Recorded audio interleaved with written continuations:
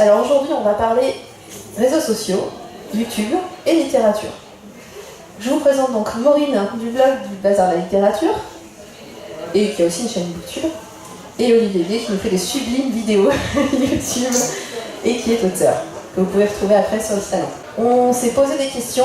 Normalement, on devait y avoir Michael Rock, qui est auteur et booktubeur assez connu de la Brigade du Livre, et malheureusement, à cause des ouragans, il n'a pas pu prendre son avion, puisque les avions ne décollent pas de son île actuellement. Il est un peu dans un bunker, le pauvre, en ce moment. Donc on pense à lui, et on le maudit un peu parce que c'est lui qui avait lancé le sujet de la table ronde, lui qui avait préparé. Donc là, on est là devant vous sans avoir préparé grand-chose, on va essayer de discuter quand même un petit peu. Ça risque d'être un peu moins long que prévu. Au départ, c'était prévu 1 heure. Je pense qu'on sera plutôt sur une quarantaine de minutes. On va essayer au moins de tenir ça. Et voilà. Le but, en fait, c'est de s'interroger sur la place de la littérature, sur les médias sociaux, sur YouTube, sur Facebook, sur Instagram, etc. Et un peu à la lumière d'un auteur et à la lumière d'un blogueur. On a un peu le côté lecteur et auteur à côté de moi. Et je vais essayer de poser des questions à peu près intéressantes. Et après, n'hésitez pas, vous pouvez aussi poser vous des questions. Alors Maureen, j'aimerais que tu fasses un tout petit historique de ton blog quand même. Je pense que c'est intéressant. Alors, mon blog a été créé en juin 2006, donc il a un peu plus de 11 ans maintenant. Et la chaîne YouTube a été créée en mai 2012, donc un peu plus de 5 ans. Voilà. Et le blog est aussi relié à un compte Facebook, à Twitter et à Instagram plus récemment. Voilà, je suis un petit peu partout, j'essaye. Oui, tu es un peu partout. Nous, on te voit en tout cas. Et Olivier, qu'est-ce qui t'a appris de faire des vidéos YouTube en fait? Alors, c'est une raison complètement débile en fait. C'est en fait, j'étais au salon du livre de Genève. Bon, déjà, je connaissais beaucoup de booktubeuses qui étaient très sympas et qui me disaient « Ah, faut que tu te lances, etc. » Et je leur disais « Certainement pas, parce que je ne sais pas faire. » Et elle me disait justement « C'est ça qui va être marrant. » Et en fait, au salon du livre de Genève, j'étais très fier de moi, j'étais très content parce qu'en tant qu'auteur, j'avais du monde, j'avais de la queue et je me sentais comme une star parce que j'avais 15-20 personnes qui faisaient la queue. Et puis, je regarde à ma droite et en fait, je vois que tous les stands sont bloqués par une queue qui fait globalement à peu près tout le tour du stand, qui bloquait aussi tous les stands de littérature adulte, machin, etc. Et en fait, c'était pour une youtubeuse qui s'appelait... qui a fait Secret Story, la machin... bon bref, c'était pour une youtubeuse qui avait écrit un livre et qui avait, je crois qu'il y avait 1400 personnes qui attendaient pour elle. Non, c'était pas une jeune marine, mais ça aurait pu, enfin voilà. Et donc j'étais assez impressionné, je suis ouais, c'est bien. Ouais. Et en fait, on a mangé avec cette youtubeuse qui me dit non, mais en fait, il faut absolument que tu te lances, tu verras, de toute façon c'est facile, les gens vont te suivre, ça va être formidable, il suffit que tu souris. J'ai fait je vais sourire, ça va être bien. Et donc voilà, donc je suis parti sur le concept de, comme en fait je suis très paresseux, et qu'on m'avait expliqué que le montage, je pense que Maureen va vous en parler mieux que moi, mais que le montage, la préparation, les trucs, ça prend du temps. Moi je me suis dit, bah c'est simple, je vais pas faire de montage, je vais pas faire de préparation, je vais faire des vidéos d'1 minute comme ça avec l'iPhone, et puis bah, les gens qui aiment bien tant mieux, et les gens qui me parlent regarderont pas. Et voilà, donc le concept était lancé, un concept qui, je pense que vous pouvez me l'accorder, était extrêmement brillant. Et du coup, il y a une vingtaine de vidéos pour l'instant sur la chaîne. Et franchement, ça vaut vraiment le coup de les voir. Rien pour voir le moment avec la perruque. Je pense que ça, c'est le moment où j'ai explosé de rire. Oui, je porte très bien les perruques. J'ai eu l'impression que t'étais parti chercher ta caisse de jouets de quand t'étais petit et que t'avais sorti toutes les conneries que t'avais mis dedans, quoi. Donc comme vous le voyez, on a un auteur assez moderne, n'est-ce pas, qui se met à Booktube, YouTube, etc. et une blogueuse bien installée avec nous. Et je vais te demander, Olivier, est-ce que le fait que tu aies ouvert une chaîne YouTube et que tu aies posté des vidéos, ça a changé quelque chose par rapport à tes lecteurs? Alors changer pas forcément, mais en fait, faut savoir que en tant qu'auteur, généralement les gens connaissent pas forcément, ne savent pas forcément à quoi on ressemble, sauf s'ils nous croisent sur les salons. Donc c'est vrai que qu'on marche ou qu'on marche pas, sauf si on s'appelle Welbeck ou quoi que ce soit, les gens ne reconnaissent pas dans la rue. Alors que moi, les 2-3 fois où ça m'est arrivé qu'on m'ait reconnu, c'était du coup à cause des vidéos YouTube. J'en ai, vous seriez pas l'écrivain? Je fais bah ouais, vous avez vu des choses? Non, mais je regarde vos vidéos. Voilà. Et la deuxième chose, c'est qu'effectivement, les publics se mélangent beaucoup. C'est-à-dire que les gens qui vont regarder mes vidéos sont souvent aussi des gens qui sont des gros fans. Et donc en fait, globalement, 90% des gens que je croise en salon, même là aux Aventuriales, sont des gens qui ont déjà vu, qui connaissent déjà les vidéos. Et donc on se sent toujours un petit peu ridicule parce qu'on essaie de faire l'auteur sérieux, on fait voilà, ce livre a eu tel prix, ah j'adore quand vous avez mis la perruque. Donc du coup forcément ça décrédibilise un petit peu, mais bon c'est bien parce que finalement tout buzz est bon à prendre. Et du coup, est-ce que les vidéos t'ont apporté des lecteurs finalement, des gens qui n'étaient pas forcément dans l'idée et que ça t'a amené des gens qui d'un coup t'ont lu grâce aux vidéos? Ouais, bah, les réseaux sociaux de manière générale, c'est vrai qu'en fait quand on poste, qu'il s'agisse d'une vidéo, qu'il s'agisse par exemple de poster une couverture d'un nouveau livre qui va sortir, les gens vont bien aimer, du coup vont la partager.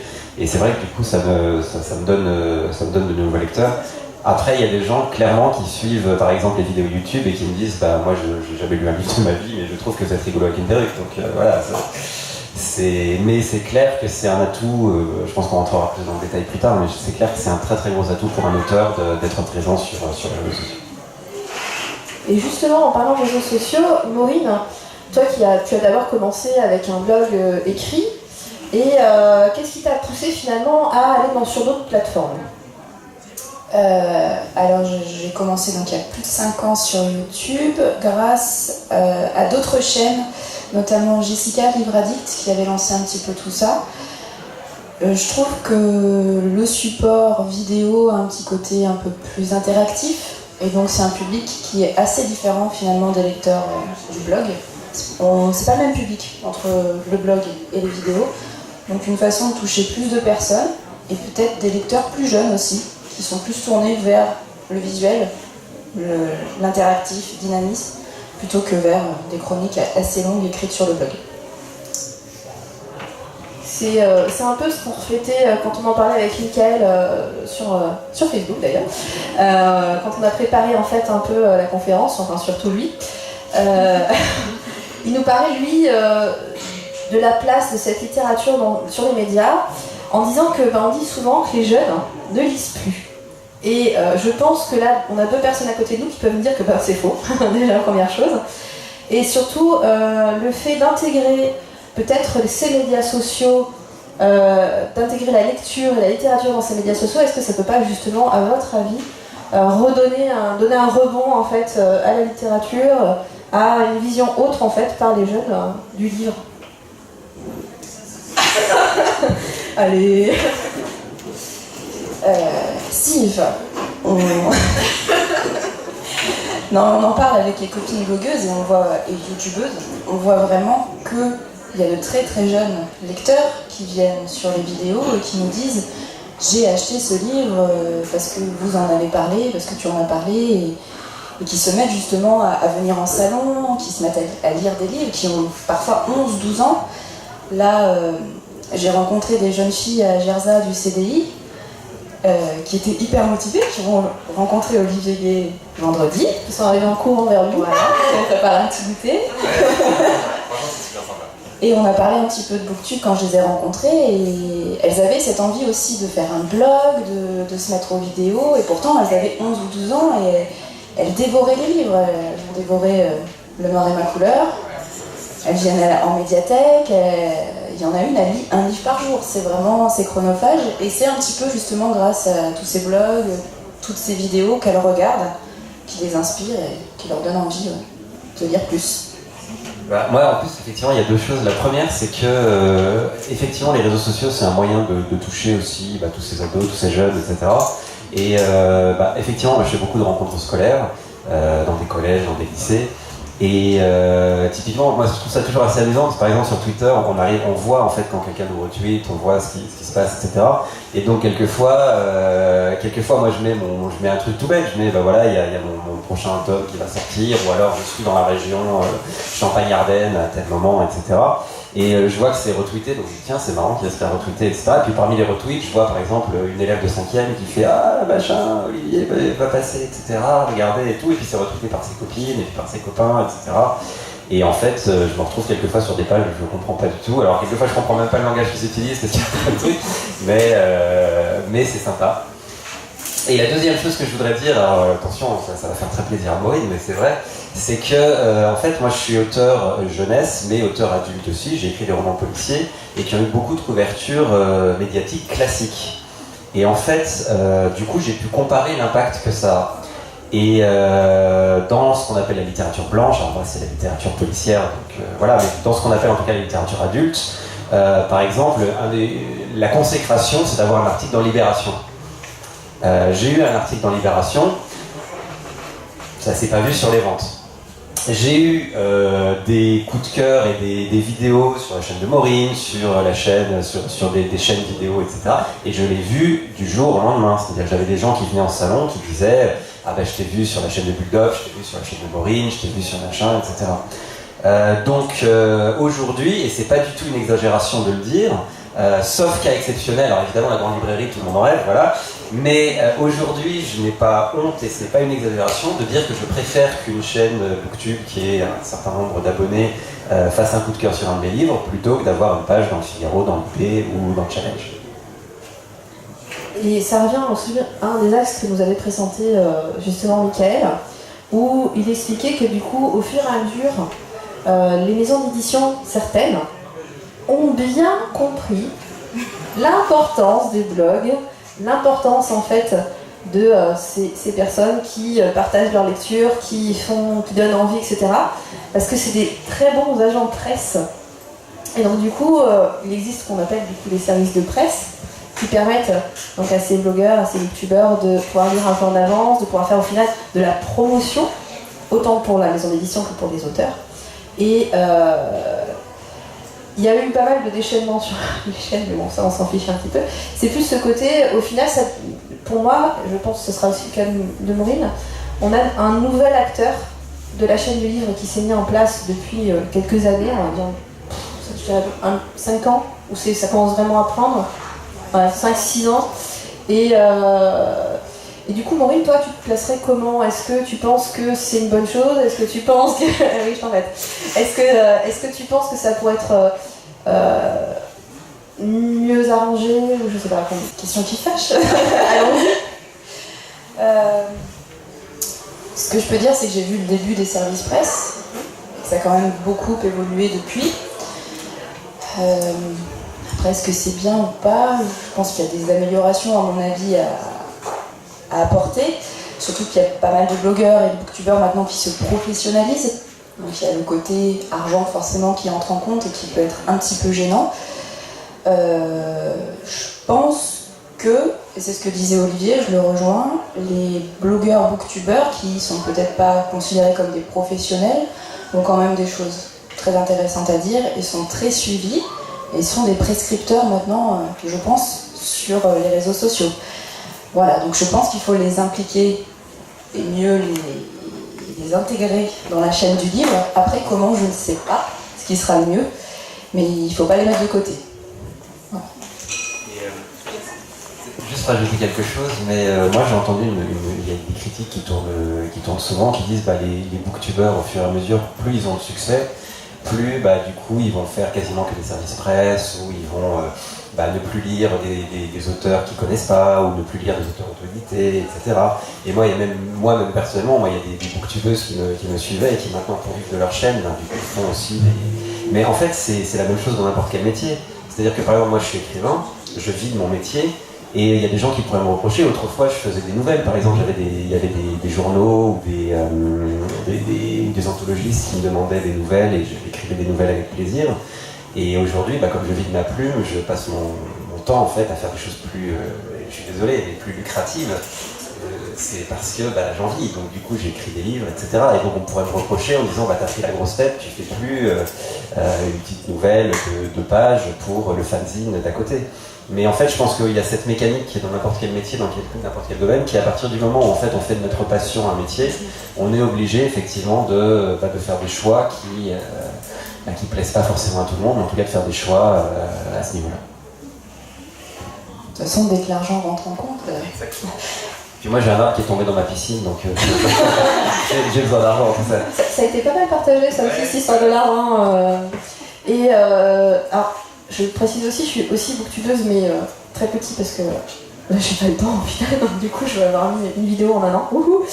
Et je n'ai pas de service de presse, mais par contre, on peut voir aussi, par exemple, Maureen a des services de presse, Maureen a beaucoup d'abonnés et Maureen continue toujours à présenter des auteurs auto-édités, des auteurs de petites maisons d'édition. Et je pense qu'on en a quand même beaucoup dans la sphère blogueurs, youtubeurs qui continuent à présenter des auteurs forcément moins connus, etc. Et c'est intéressant parce que aussi des jeunes qui ne sont pas forcément, qui viennent pas forcément au salon, etc. Ça leur permet aussi de connaître des maisons d'édition plus raisonnables, plus petites, etc. Et de pas se contenter de Gallimard, Valère, etc. qui croisent plus facilement médiathèque, à l'école, etc. Parce que avant blogueurs et youtubeurs, en littérature de jeunesse en tout cas, c'est de ça que je peux parler, on avait d'autres prescripteurs qui sont les enseignants. Et les enseignants, malheureusement, ne peuvent pas tout connaître. Et les petites maisons d'édition ne les connaissaient pas trop, à part si l'auteur allait taper à leur porte en disant « Oui, moi je suis publié, j'aimerais bien intervenir avec vous ».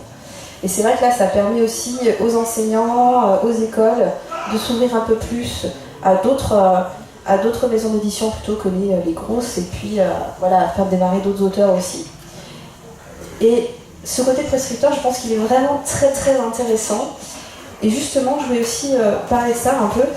C'est, au final, YouTube est un outil de prescription pour beaucoup de choses. Et est-ce que vous pensez qu'on a vraiment, avec la littérature, on a vraiment une place? Est-ce que parmi tout, les chaînes beauté, les chaînes comme le Fossoyeur sur le cinéma, est-ce que vous pensez vraiment qu'on arrive à avoir... Est-ce que c'est les mêmes abonnés pour votre avis? Est-ce qu'à votre avis, ils vont voir autant Gastronogeek que Olivier Gay et Maureen? Alors clairement, le Booktube, la plus grosse chaîne, je crois que c'est Nine actuellement, qui doit avoir 60 000 abonnés. Quand on voit Cyprien qui est à je sais pas combien de millions, milliards d'abonnés, voilà, c'est pas du tout la même ampleur. Ça commence à monter petit à petit Booktube en France. Aux États-Unis et dans les pays hispanophones, on va éviter quand même. Hispanophones, pardon. Attends, on les déteste, on est d'accord. C'est pas qui l'a dit. Hein. Dans les pays hispanophones, Espagne, Amérique du Sud, je pense que les grosses chaînes ont 300 000, 400 000, 500 000 abonnés. Donc c'est pas encore... Voilà, en France, ça commence tout doucement. Je pense pas que ce soit les mêmes abonnés qui vont voir des chaînes de beauté et des chaînes Booktube. Après, il y a certaines, il me semble, je ne les regarde pas du tout, mais youtubeuses beauté qui se mettent à parler un petit peu de livres et qui justement vont citer des booktubeuses. Et donc ça peut apporter un renouveau, un regain, une visibilité. Voilà. Et moi je pense, après là tu pourras me confirmer parce que moi c'est pas forcément la même chose, mais je pense aussi que les abonnés, les gens qui vont être sur une chaîne Booktube sont des gens qui sont plus intéressants pour nous, enfin pour les auteurs. C'est plus concentré, c'est-à-dire qu'en fait les gens qui vont aller sur une chaîne de tel Cyprien, etc., ils vont y aller parce que c'est marrant, parce que c'est des sketchs qui sont sympas, etc. Mais si demain Cyprien dit que le gel douche Axe est phénoménal, c'est pas ces 10 millions d'abonnés qui vont acheter le gel douche Axe. Il y en a une très très petite frange qui reste importante, hein, parce que vous prenez 1% de 10 millions, ça fait beaucoup, mais qui va le faire. Alors que quand vous êtes sur une chaîne Booktube, les gens ont fait la démarche de s'inscrire sur une chaîne Booktube qui ne parle que de livres. Donc en fait, quand vous avez 30 000, 40 000 abonnés, c'est 30 000, 40 000 personnes qui sont normalement des lecteurs ou des lectrices compulsives, qui cherchent des conseils de lecture, ou en tout cas qui sont ouverts à ces conseils de lecture. Et donc ça revient à ce que je disais tout à l'heure sur le côté prescripteur, que quand je vois que même une chaîne qui a 5 000 ou 10 000 abonnés qui fait un coup de cœur sur un de mes livres, je vois un impact assez vite, parce que sur 5 000, 10 000, c'est pas 1%, mais c'est peut-être 10 ou 15% qui vont s'intéresser. Et en plus, comme c'est souvent une passion, je pense que tu as fait ça par passion quand même à la base, ça se voit. C'est-à-dire que j'ai pas encore vu de chaîne Booktube qui va être, quand elle aime un livre, qui va le dire de manière molle, ou alors la chaîne ne marchera pas.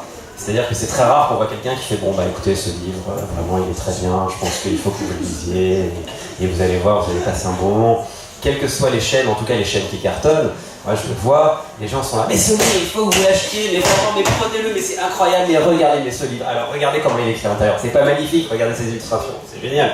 On a l'impression de voir du téléachat, mais en même temps, ça nous fait chaud au cœur parce qu'on voit que les gens ont aimé le livre, les gens ont apprécié, et du coup ça a forcément un impact plus important. Donc c'est vrai que voilà, il y a moins d'abonnés sur les chaînes Booktube que sur les chaînes beauté, mais peut-être que c'est des gens qui sont aussi plus sensibles et plus intéressés aux messages qui sont plutôt qu'à la personne en elle-même. Et je trouve qu'il y a un bel aspect communauté sur Booktube. On est assez soudés quand même. On commence à y avoir beaucoup de monde, donc on ne connaît pas toutes les chaînes forcément. Forcément, je pense des petites histoires, mais voilà, comme dans toutes les communautés, bien sûr.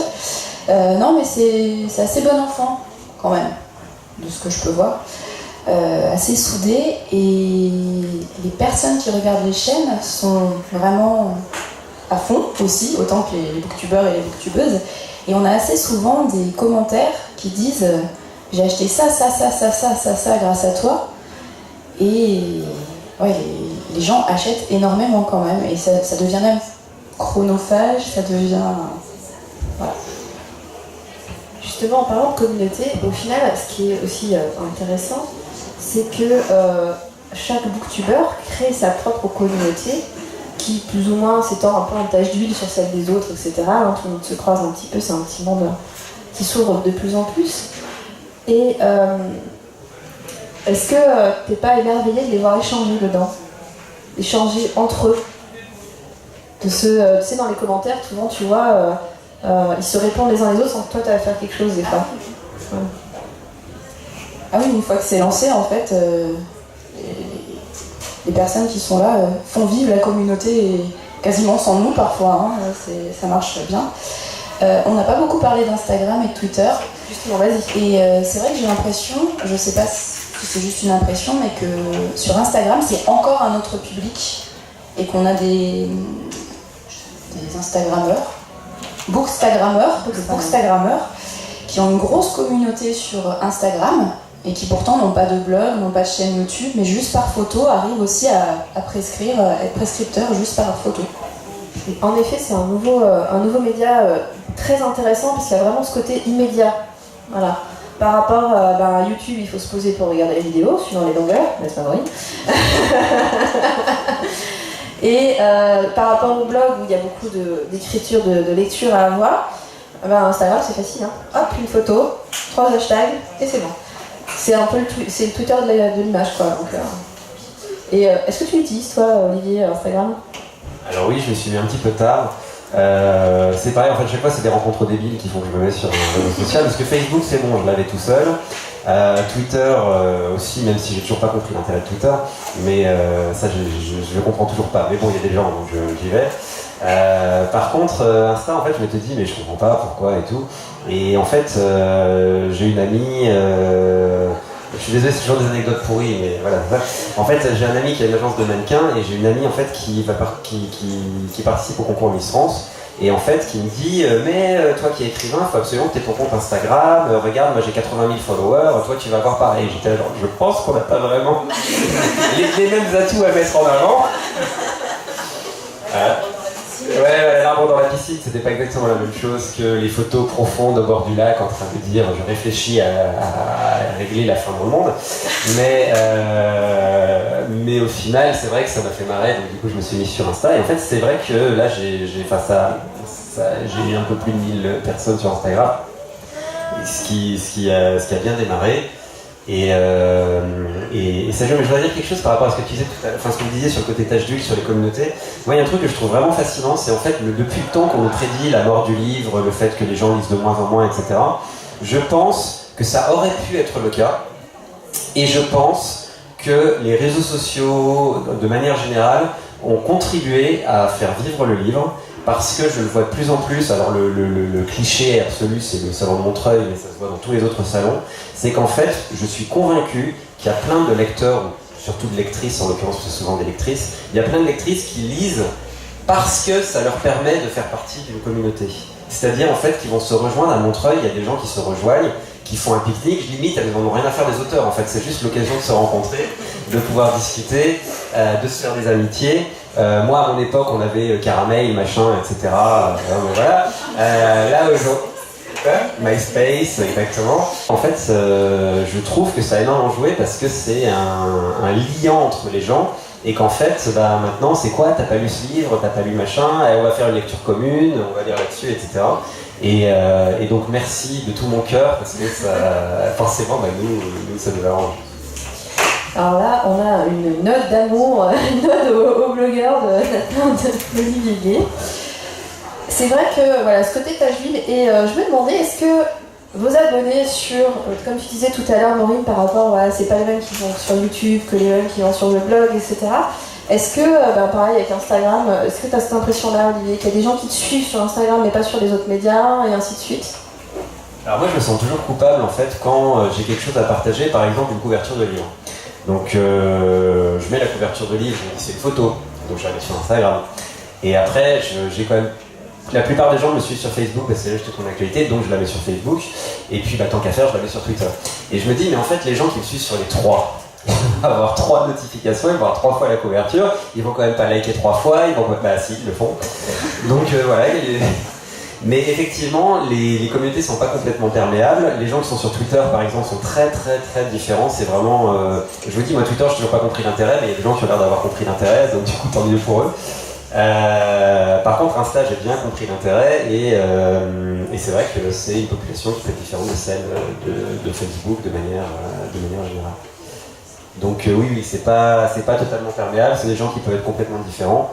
Et par exemple, tous les ados que je vois en collège, j'en ai quasiment aucun sur Facebook, très peu sur Facebook. J'en ai beaucoup sur Insta par exemple. Ouais. C'est assez vieillissant Facebook, je trouve. C'est de moins... Enfin, tout le monde a Facebook, mais finalement peut-être de moins en moins utilisé. Après, tu as un côté... avec Facebook, tu as un côté... prévention qui a été fait beaucoup dans les collèges. Les collèges et tout ça, la prévention du harcèlement, du cyberharcèlement sur Facebook. Et la plupart du temps, déjà, c'est interdit dans les CDI, il faut le savoir. Et il y a aussi ce côté, on n'est censé pas pouvoir ouvrir de profil avant 13 ans. Et bon, beaucoup de parents sont sensibilisés à Facebook, ce qui n'est pas forcément le cas. Instagram, ça leur parle pas, alors que ça peut être... si c'est mal utilisé, c'est toujours pareil, c'est un outil, donc une arme est une arme, voilà. Mais je voulais revenir aussi sur l'histoire du public. On parle beaucoup des jeunes, etc. Mais et les gens plus âgés, est-ce qu'ils sont sur les réseaux sociaux avec vous? Est-ce qu'ils vous suivent un petit peu? Est-ce que vous avez des gens de, je sais pas, plus de 30, plus de 40, etc. Alors sur le blog, je sais pas trop, parce qu'on peut pas voir les stats par âge. Par contre, sur YouTube, on peut aller dans les statistiques et on peut voir les régions du monde. Donc forcément, moi, c'est la France ou les pays francophones. Le sexe, homme ou femme, et l'âge. Et j'ai quand même pas mal de trentenaires et plus, hommes et femmes, qui me suivent. Après, je pense que comme mes vidéos sont assez longues, et plus ou moins détaillées, et que j'ai quand même pas des lectures très... Enfin, si j'ai de la lecture jeunesse, mais pas tellement young adulte, finalement, j'attire un public un peu plus âgé. Et moi j'ai été très très surpris lorsque j'avais fait une vidéo sur comment on fait une photo d'écrivain. Et du coup j'avais passé justement avec le fameux ami dont je vous parlais là, qui était la Miss France, etc. Du coup il m'a entartré le visage avec plein de crème de machin, enfin j'ai filmé tout le truc, donc c'était une vidéo d'1 minute. Et la vidéo se terminait par le rideau de douche fermé et moi en train de gueuler putain de bordel de merde de lac à la con parce que j'arrivais pas à me débarrasser de cette lac qui m'avait foutu partout. Bon. Alors ça fait plein de gens, mais en fait sur Facebook j'ai eu plein de commentaires de mères et de grand-mères qui me disaient « Ah mais alors je comprends pas parce que vous savez, ma fille vous suit avec attention et vous dites quand même beaucoup de gros mots. » Voilà, mais je veux dire, quand je dis pas mal, j'en ai eu 10-12 en fait, parce que du coup, quelqu'un a lancé le sujet et du coup d'autres personnes ont répondu en disant « Bah oui c'est vrai, moi, mon fils de 13 ans, machin et tout. » Je dis « Bah déjà ton fils de 13 ans, il a sûrement entendu pire au collège. » Mais c'est vrai qu'il y a vraiment ce côté-là, et c'est là que je me suis rendu compte qu'il y avait des grands-mères, des mères de famille qui me suivaient avec leurs enfants. Enfin, du coup, ça fait un peu peur en fait. Mais voilà, toujours est-il que si j'ai de la laque dans les cheveux, je ne me priverai pas de dire putain de merde de laque à la con, parce que ça collait quand même. Voilà. C'était pas très intéressant dans ma réponse à ta question en fait. Si, on s'en contentera, t'inquiète pas.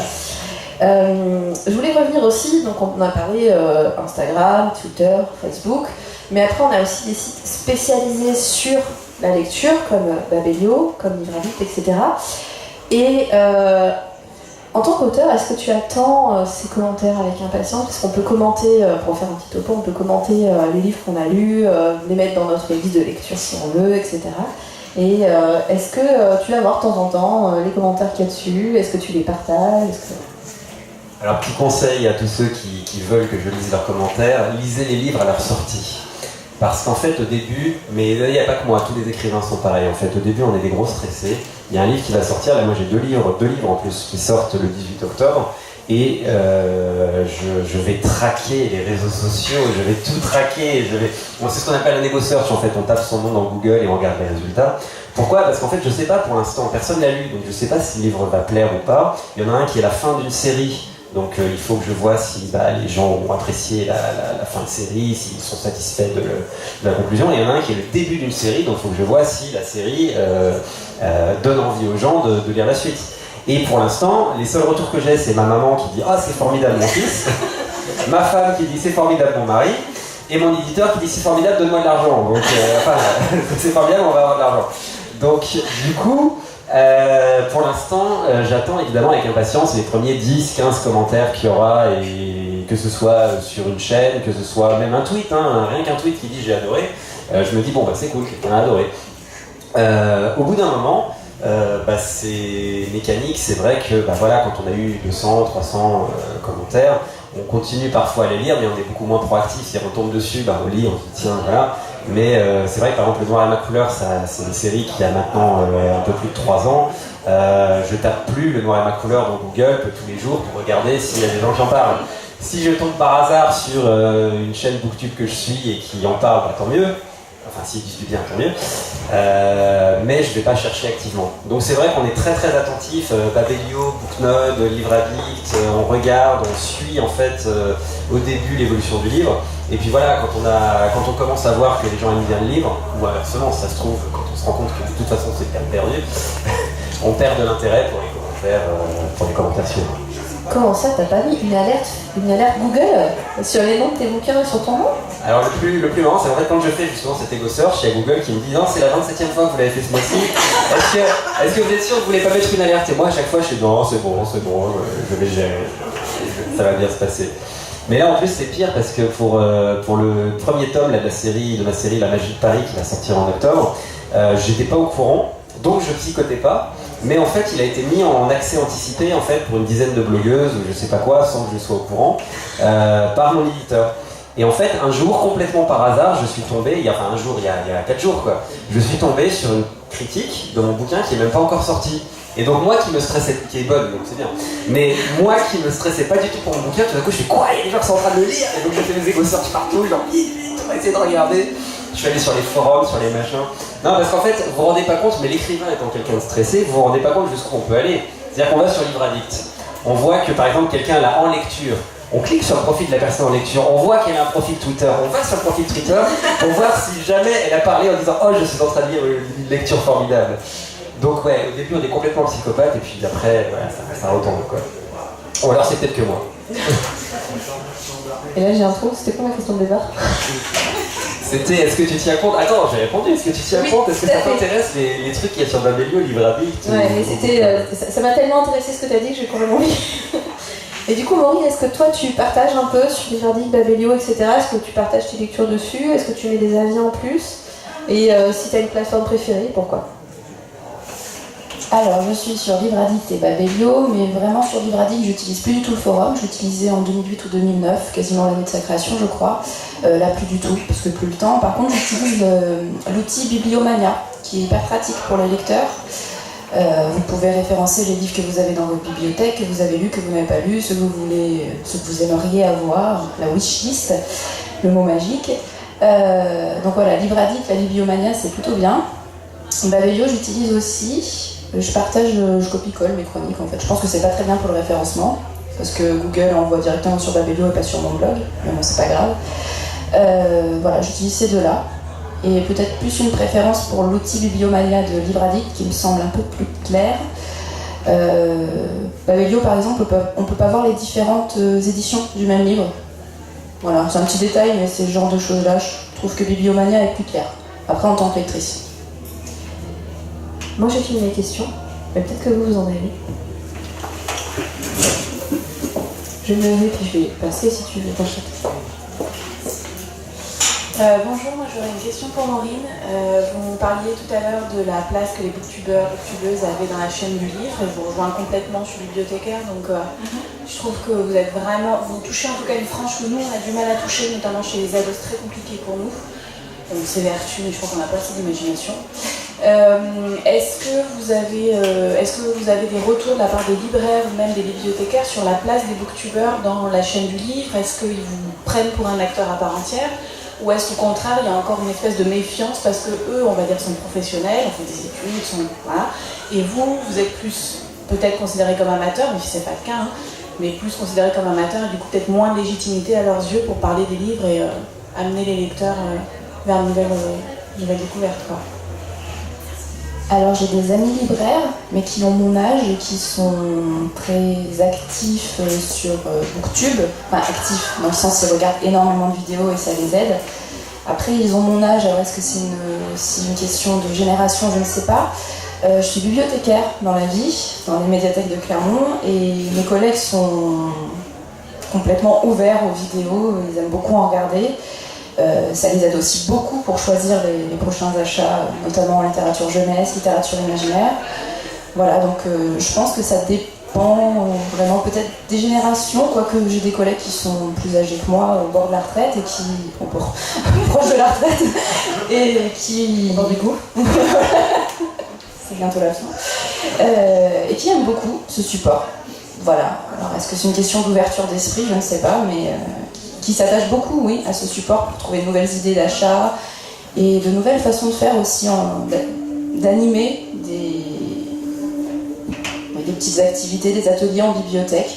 On a Laetitia Galéane qui était là l'année dernière. Quand on avait fait la table ronde sur Booktube l'année dernière, on avait Laetitia. Qui est bibliothécaire aussi dans le sud de Clermont et qui elle a fait une table ronde, je crois, à la médiathèque de Jaude sur YouTube, Booktube, etc. Donc ça commence à s'ouvrir.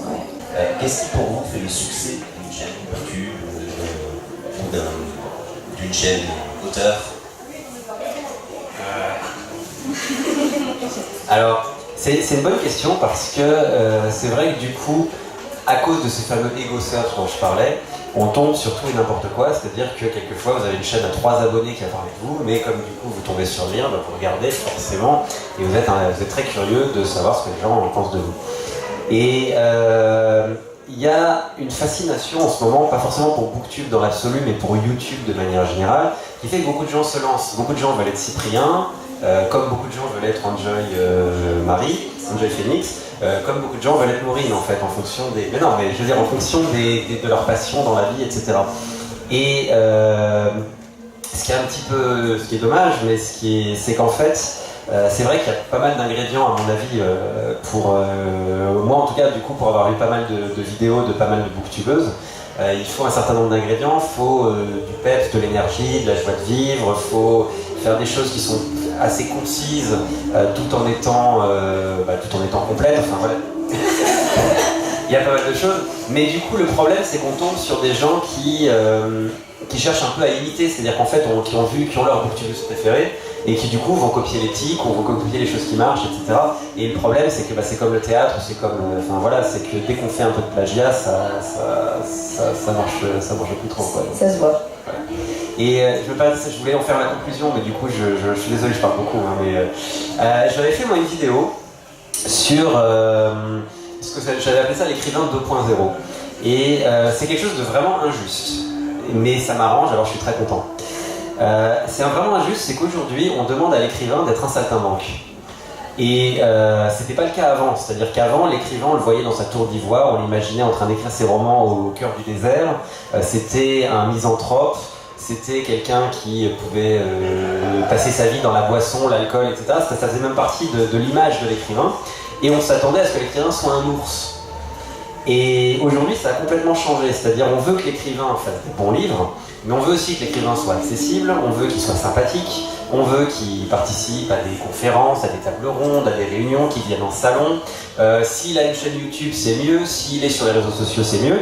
Donc je disais, moi ça m'arrange parce que j'aime ça. Donc moi je suis super content d'être en table ronde avec vous, je passe un bon moment, j'aime bien le salon, j'aime bien faire ma chaîne YouTube, etc. Mais à côté, moi j'ai des amis qui font des livres qui, alors moi je fais des livres exceptionnels évidemment, mais qui font des livres qui sont sûrement aussi bons que les miens, mais qui n'ont pas cette facilité ou cette envie, qui du coup vont refuser des tables rondes, ou alors quand ils les refusent pas, ça va se passer peut-être de manière un peu plus coincée, un peu plus gênée, qui ne vont pas être présents sur les réseaux sociaux parce qu'ils trouvent que les réseaux sociaux c'est stupide, qui n'ont pas envie d'aller vers les gens et qui restent à leur table de dédicace simplement comme ça. Et ça n'enlève rien à la qualité de leur livre. Mais le fait qu'ils soient moins accessibles, le fait qu'ils n'aillent pas vers les gens, fait que leur vente s'effondre. Et c'est dommage en fait, et je le dis sincèrement, encore une fois ça m'arrange, mais je trouve ça dommage que moi je vende plus de livres et je sois plus célèbre, entre guillemets, si on peut parler de célébrité, que des auteurs qui écrivent aussi bien, voire mieux, simplement parce que j'ai aussi le contact plus facile. Alors que c'est pas ce qu'on demande à la base à un écrivain. Voilà. Tout comme ce qu'on ne demande pas à un chanteur, c'est d'être beau. Oui, c'est vrai. Actuellement, c'est un peu ça. Hein. Et on a un parallèle qui se fait, et je trouve qu'on le voit de plus en plus. Je suis assez d'accord avec toi, Olivier. On le voit de plus en plus que on demande aux auteurs plus que ce qu'ils devraient faire, c'est-à-dire simplement écrire. Voilà. C'est ça. Est-ce qu'il y a encore une question? Alors, on va peut-être arrêter là et aller profiter du chant de Dame Cécile. Et je vous remercie de votre présence et de votre attention. Merci beaucoup.